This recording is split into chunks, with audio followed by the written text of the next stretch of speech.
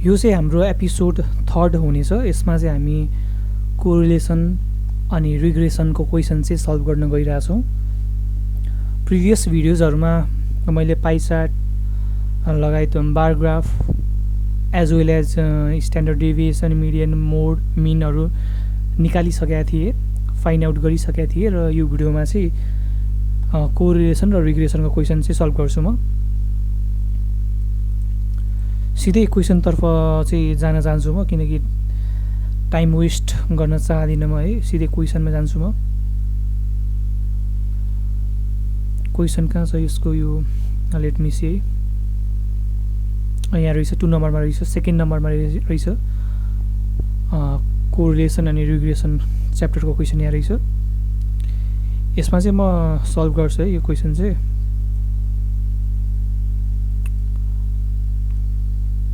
यहाँबाट सल्भ गर्छु म।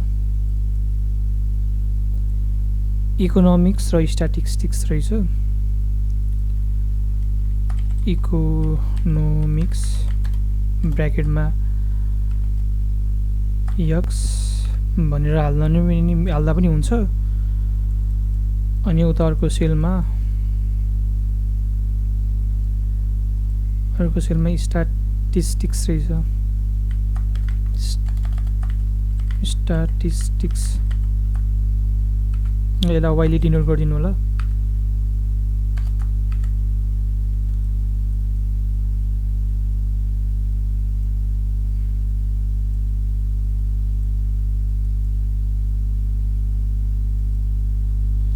यसमा यहाँ कति भ्यालुहरु छ, म यसलाई फोटो खिचेर चाहिँ मोबाइलबाट फोटो खिचेर ल्यापटपमा टाइप गर्छु, किनकि एकदमै ढिलो हुन्छ कि हेर्दै गऱ्यो भने चाहिँ। इकोनोमिक्समा 47 अनि 67 40 35 42 55 50 32 57 45। स्ट्याटिक्स वाइमा चाहिँ 42 38 48 37 39 31 46 44 52 and 50 43 यति रहेछ। अब यसको कोरिलेसन चाहिँ निकाल्छु म फर्स्टमा। यहाँ तपाईहरुले कोरिलेसन भनेर लेख्न नि मिल्छ, CORRELATION कोरिलेसन कोएफिसिएन्ट, अथवा यसलाई ब्र्याकेटमा यसलाई R भनेर लेख्दा नि मिल्छ। मैले चाहिँ फुल नेमै लेख्दिए है, तपाईहरुले R भनेर लेख्न पनि मिल्छ यहाँनेरि।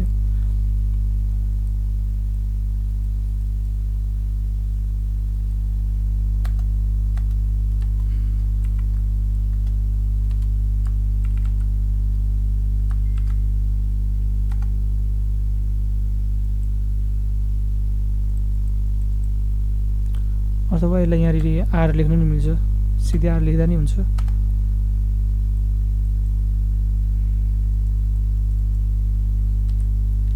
यसलाई कोरिलेसन भनिदिउँ न। अब यसमा तपाईले के गर्नुपर्ने हुन्छ, इक्वल टु थिच्नुपर्ने हुन्छ, अनि त्यसपछि CORREL यहाँ तल चाहिँ यसलाई डबल क्लिक गर्नु होला। कोरिलेसनको फर्मुला चाहिँ यहाँ रहेछ। एक्स फर्स्टमा एक्सलाई सिलेक्ट गर्ने, त्यसपछि कमा दिने, अनि त्यसपछि वाइलाई सिलेक्सन गर्ने। फर्स्टमा चाहिँ तपाईले CORREL लेख्नुपर्ने हुन्छ, अथवा यही आउँछ, यसरी यही आउँछ CORR यहाँ लेख्नुभयो भने तपाईले यही आउँछ। यसलाई डबल क्लिक गर्नु होला, त्यसपछि यो पार्टलाई सिलेक्सन गर्नु होला, त्यसपछि कमा दिनु होला, त्यसपछि यो पार्टलाई सिलेक्सन गर्नुभयो भने यो सिलेक्ट हुन्छ, त्यसपछि इन्टर थिच्नु होला। कोरिलेसनको भिडियो चाहिँ कोरिलेसनको एन्सर चाहिँ आयो, नेगेटिभमा आयो। अब तपाईले यसमा के लेख्न सक्नुहुन्छ, इट इज नेगेटिभली related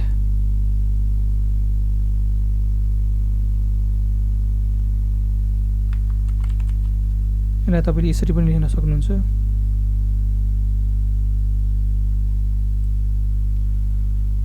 अनि त्यसपछि तल हामी रिग्रेसन तर्फ जान्छौँ। कोरिलेसनको चाहिँ निक्लिसक्यो है, यति मात्रै हो, सिम्पल छ प्रोसेस कोरिलेसनको लागि।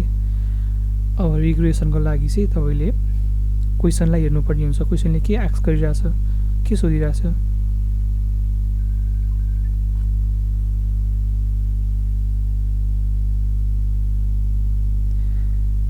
क्वेसनले के सोधिरहेछ,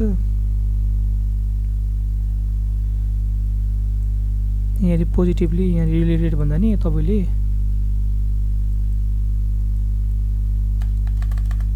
कोरिलेटेड लेख्नु होला है। कोरिलेटेड CORRELATED रिलेटेड भन्दा नि कोरिलेटेड लेख्नु होला यहाँनिर। अनि त्यसपछि तपाईले अब क्वेसनमा हेर्नुपर्ने हुन्छ है। Find the expected marks of statistics when marks in economics is 55। यहाँनिर हामीलाई के भनेको छ भने स्ट्याटिस्टिक्सको एक्सपेक्टेड मार्क्स चाहिँ निकाल्नुपर्ने हुन्छ हामीले। जबकि इकोनोमिक्स 55 दिएको छ भनेपछि हामीले स्ट्याटिस्टिक्सलाई y मानेको थियौँ र इकोनोमिक्सलाई x मानेको थियौँ। हामीलाई y निकाल भन्यो। स्ट्याटिस्टिक्सको एक्सपेक्टेड मार्क्स भनेको त हाम्रो y भन्यो नि त, यसलाई त हामीले y डिनोट गरेको थियो, हामीलाई y निकाल भन्यो। त्यसैले यसमा हामीले के गर्नुपर्ने हुन्छ, तल y on x equation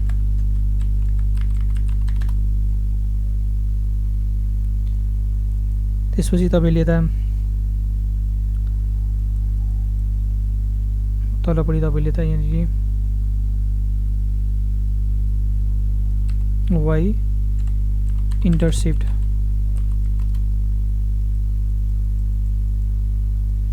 equal to, अब इन्टरसेप्टको फर्मुला के हो, इन्टरसेप्टको डिनोट सिम्बल नम्बर सिम्बल के हो इन्टरसेप्टको ए, यसलाई पनि लेख्नु होला है।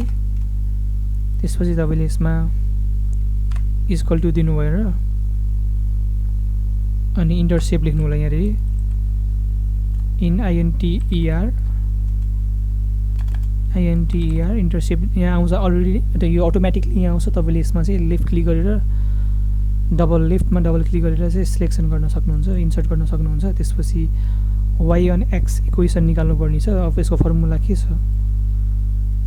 y on x को इन्टरसेप्टको फर्मुला y लाई सिलेक्ट गर्ने फर्स्टमा, त्यसपछि x लाई सिलेक्ट गर्ने।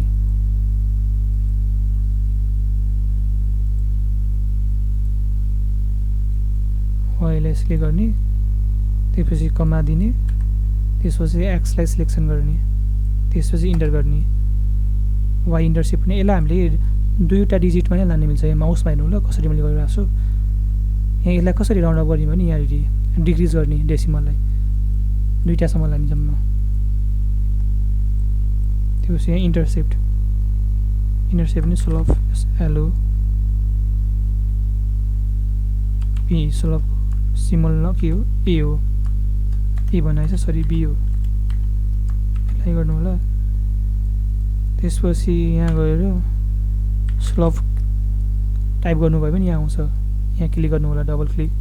त्यसपछि स्लोपको पनि के थियो फर्मुला, स्लोपको पनि y अनि त्यसपछि x, पहिला सुरु y लाई सिलेक्सन गर्ने, त्यसपछि x लाई सिलेक्सन गर्ने। किन भन्दाखेरि यहाँनिर y अनि x सिलेक्सन, y अनि x इक्वेसन भनेको छ, त्यसैले y अगाडि छ, त्यसैले हामीले फर्स्टमा y लाई सिलेक्सन गर्नुपर्छ। यसरी बुझ्नु होला है। कमा x लाई क्लिक गर्नु होला, त्यसपछि इन्टर गर्नु होला। अब यसमा हामीले y on x इक्वेसन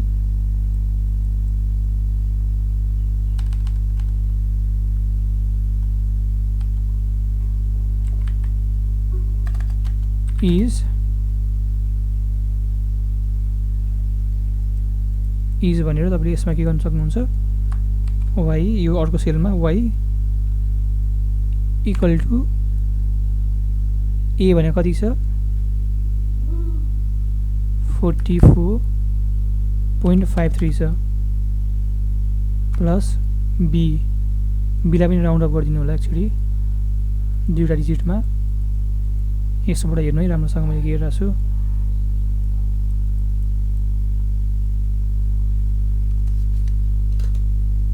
अब यसमा हामीले प्लस गर्नुपर्ने हुन्छ र 40 प्लस माइनस हाम्रो के हुन्छ माइनस हुन्छ।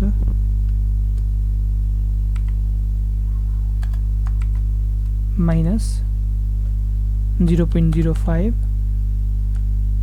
यसरी गर्नु होला। त्यसपछि यहाँ के लेख्नु होला यक्स भनेर लेख्नु होला। अब इन्टर गर्नु होला। यति भइ पुग्छ तपाईको रिग्रेसनको लागि यति चाहिँ गर्नु होला है। अथवा यहाँ प्लस माइनस माइनस भनेर पनि लेख्न सक्नुहुन्छ अथवा यसलाई यसरी यस्तो फर्ममा पनि लेख्न सक्नुहुन्छ तपाईले जसरी पनि गर्न मिल्छ। र यति नै हो। यति गरिसकेपछि तपाईले हरेक क्वेसन सल्भ गरिसकेपछि तपाईले कन्ट्रोल र यस चाहिँ थिच्नु होला है। कन्ट्रोल प्लस यस किनकि is and every question solve गर्दा तपाईको अलरेडी सेभ भएर बस्छ के। कन्ट्रोल यस गर्नुभयो भने तपाईको सेभ भएर बस्छ। जस्तै यहाँ मैले गर्छु सेभ हुन्छ यो अलरेडी। एउटा क्वेसन सल्युसन गर्ने बित्तिकै कन्ट्रोल प्लस यस गर्नु होला। अर्को क्वेसनमा जानुहुन्छ तपाईँ अर्को क्वेसन पनि यसमै सल्भ गर्नु होला। तल यहाँबाट है यहाँ क्वेसन यसको स्पेस छैन भने तपाईँले यहाँ सिट 2 मा पनि गर्न सक्नुहुन्छ अथवा सिट 3 मा गएर पनि तपाईँले सोल्युसनहरू गर्न सक्नुहुन्छ।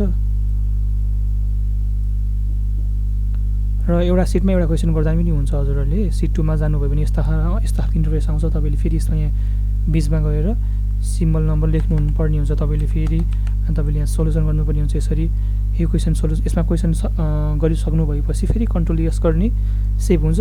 फेरि अर्को सिटमा जाने फेरि यसमा गएर यस्तो गर्ने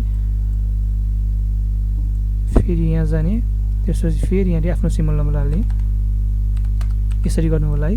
फेरि कन्ट्रोल यस गरेर सेभ गर्नु होला। कन्ट्रोल यस चाहिँ हरेक सिटमा गर्नु होला किनकि त्यो सेभ भएर बसिरहन्छ। अनि सेभ गर्नको लागि चाहिँ तपाईले सबै क्वेसनहरू गर्नु भइसकेपछि सेभ गर्नको लागि चाहिँ तपाईले यहाँ सेभ एजमा गएर ब्राउजमा गएर जुन तपाईले फर्स्टमा क्रिएसन गर्नुभएको थियो नि फोल्डर क्रिएट गर्नुभएको थियो नि त्यसमा गएर सेभ गर्नु होला। जस्तै डकुमेन्टमा भन्दा डेस्कटपमा मैले क्लिक बनाएको थिएँ फोल्डर 11807 फोल्डर बनाएको थिएँ। हो त्यसमा मैले सेभ गरेँ। यसरी अलरेडी एक्जिस्ट भनेको छ किनकि मैले अलरेडी नै सेभ गरिसकेँ योभन्दा प्रिभियस भिडियोजको क्वेसनहरू चाहिँ। त्यही भएर यहाँ भनेको छु। त्यसैले मैले यसलाई के गर्नै परेन। यदि तपाईँहरूको नयाँ हुनुहुन्छ भने त्यस्तो गर्नु होला है। लास्टमा गरिसकेपछि सेभ गर्नु होला है। अर्थात् फर्स्टमै गएर के गर्ने सेभ एज गर्ने सजिलो हुन्छ क्या। त्यो पनि म भन्छु पछि अर्को भिडियोमा म देखाउँछु म कसरी भनेर।